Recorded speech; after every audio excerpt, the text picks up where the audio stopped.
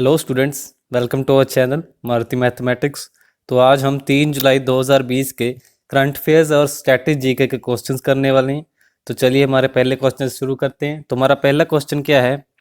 प्रियंका चोपड़ा ने Amazon studios के साथ मिलकर कितने साल के लिए ग्लोबल कंटेंट का प्रोडक्शन के लिए डील की है? तो प्रियंका चोपड़ा है जो उसने जो अमेजॉन स्टूडियोज है उन उसके साथ मिलकर कितने साल के लिए ग्लोबल कंटेंट का प्रोडक्शन के लिए डील साइन की है? तो हमारे ऑप्शंस हैं 2 साल, 4 साल, 5 साल या फिर 6 साल। तो हमारा आंसर क्या है? 2 साल। तो प्रियंका चोपड़ा ने अमेजॉन स्टूडियोज के साथ मिलकर 2 साल के लिए ग्लोबल कंटेंट का प्रोडक्शन के लिए डील की है। वर्ष 2012 में हॉलीवुड में वॉइस एक्टर के रूप में डेब्यू करने वाली प्रियंका के लिए यह बहुत बड़ी उपलब्धि है। तो 2012 में प्रियंका चोपड़ा ने हॉलीवुड में अपनी वॉइस एक्टर के रूप में डेब्यू किया था। ठीक है, चलिए अगला क्वेश्चन देखते हैं। अगला क्वेश्चन है, 3 महीने तक मतभेदों और बातचीत के बाद किसने हाल ही में सर्वसम्मति से कोविड-19 से संबंधित पहला प्रस्ताव पारित किया है? तो हमारे ऑप्शंस हैं वर्ल्ड बैंक, संयुक्त राष्ट्र सुरक्षा परिषद, विश्व स्वास्थ्य संगठन या फिर इनमें से कोई नहीं। तो हमारा आंसर क्या है?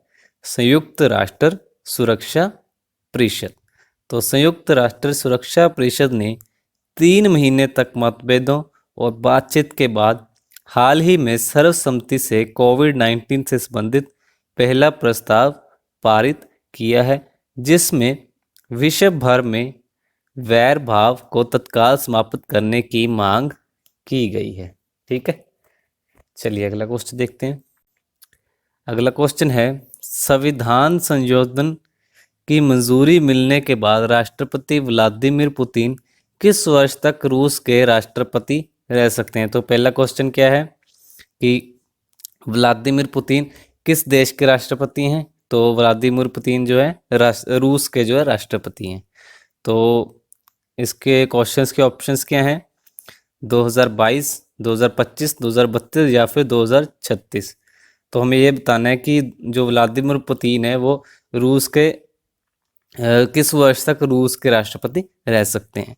तो हमारा आंसर क्या है? 2036।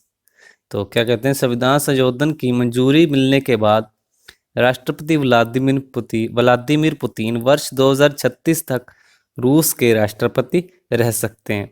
संविधान संशोधन कानून मुताबिक व्लादिमीर पुतिन का वर्तमान कार्यकाल समाप्त होने के बाद उन्हें 6 वर्ष के 2 अतिरिक्त कार्यकाल के लिए राष्ट्रपति पद मिलेगा।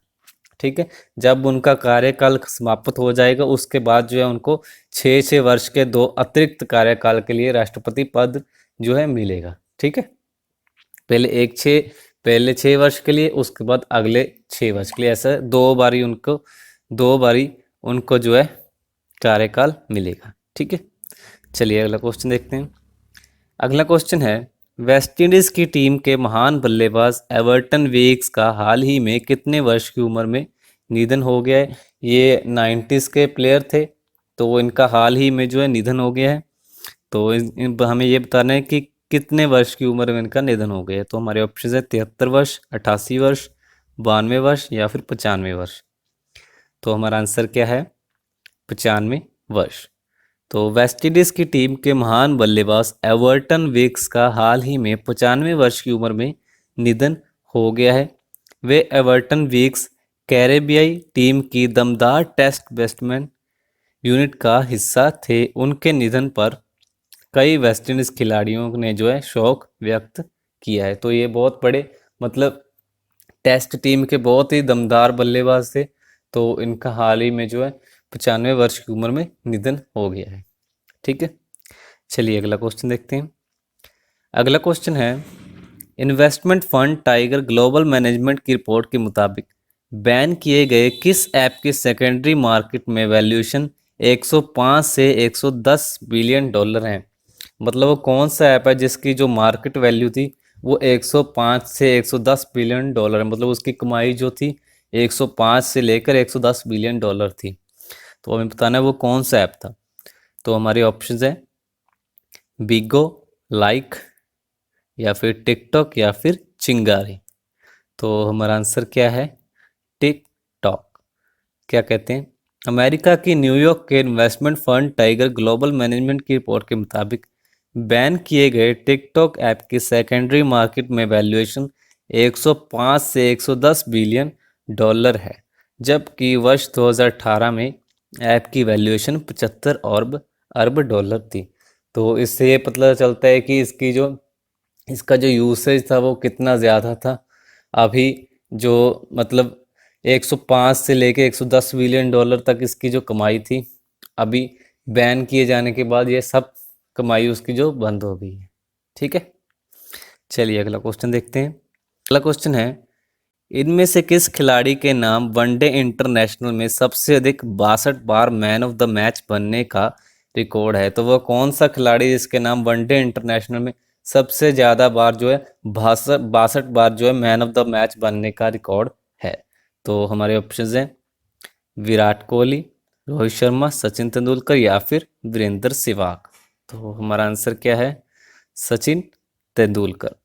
तो भारतीय क्रिकेट टीम के पूर्व महान बल्लेबाज सचिन तेंदुलकर अभी भी 463 वनडे इंटरनेशनल मैच खेलने के दौरान सबसे अधिक 62 बार मैन ऑफ द मैच बनने का रिकॉर्ड है।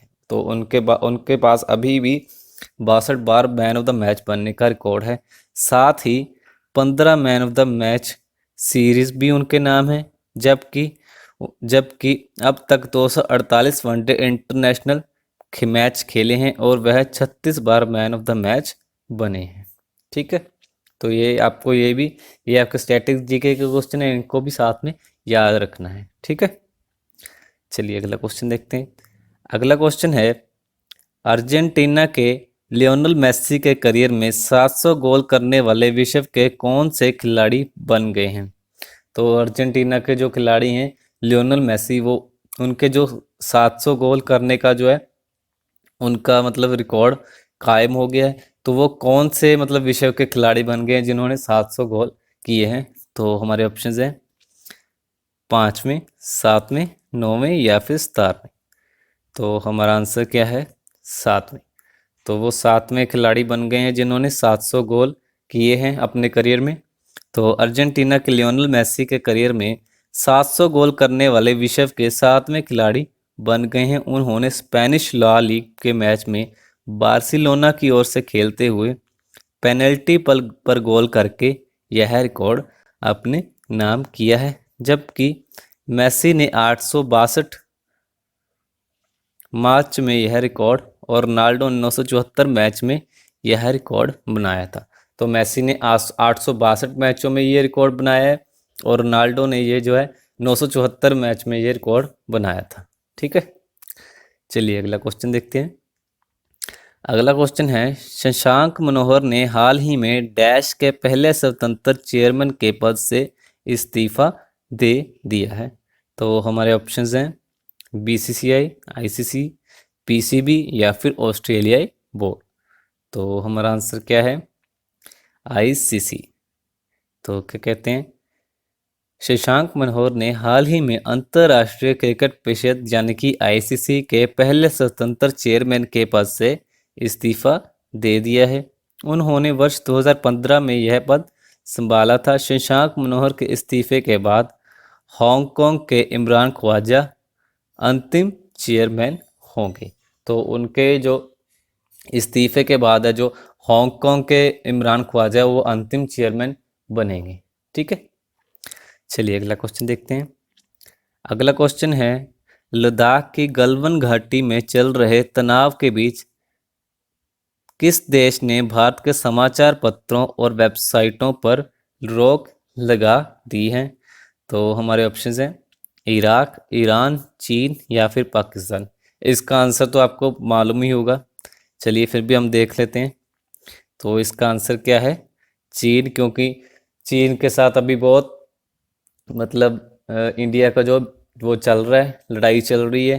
पहले लद्दाख में भी लड़ाई चल रही है। लद्दाख में मतलब वहाँ पे लड़ाई चल रही अब, और उसके बाद जो है भारत ने जो चीन के उन नासर ऐपों पर बैन लगा दी। उसके बाद चीन ने भी उनकी मतलब इंडिया की जो समाचार पत्र हैं और वेबसाइट है उन पर भी रोक लगा दी है। तो चलिए पढ़ते हैं आगे क्या कहते हैं ये। चीन ने हाल ही में लद्दाख की गलवान घाटी में चल रहे तनाव के बीच भारत के समाचार पत्रों और वेबसाइटों पर रोक लगा दी है। हालांकि भारत में अभी भी चीनी अखबार और वेबसाइटों पर कोई रोक नहीं है, मतलब कि भारत में अभी भी जो चीनी अखबार और वेबसाइट है वो चल रही हैं, उन पर अभी तक कोई रोक लगाई नहीं गई है। साथ ही चीन में केबल नेटवर्क और डीटीएच से भारतीय टीवी चैनल भी गायब हो गए हैं। ठीक है, तो फिलहाल जो है चीन ने सभी मतलब वेबसाइट, समाचार पत्र, केबल नेटवर्क, डीटीएच सभी पर जो है रोक लगा दी है जो भारत की ओर से चलते थे। ठीक है, चलिए आज का आखिरी क्वेश्चन पढ़ते हैं क्या है। तो हमारा क्वेश्चन है, निम्न में से किस देश के स्वास्थ्य मंत्री डेविड क्लार्क ने अपने पद से इस्तीफा दे दिया है। तो हमारे ऑप्शंस हैं अमेरिका, ऑस्ट्रेलिया, न्यूजीलैंड या फिर चीन। तो हमारा आंसर क्या है, न्यूजीलैंड। तो क्या कहते हैं, न्यूजीलैंड के स्वास्थ्य मंत्री डेविड क्लार्क ने अपने पद से इस्तीफा दे दिया है क्योंकि क्वारंटाइन सेंटर की सुरक्षा में चूक हुई थी।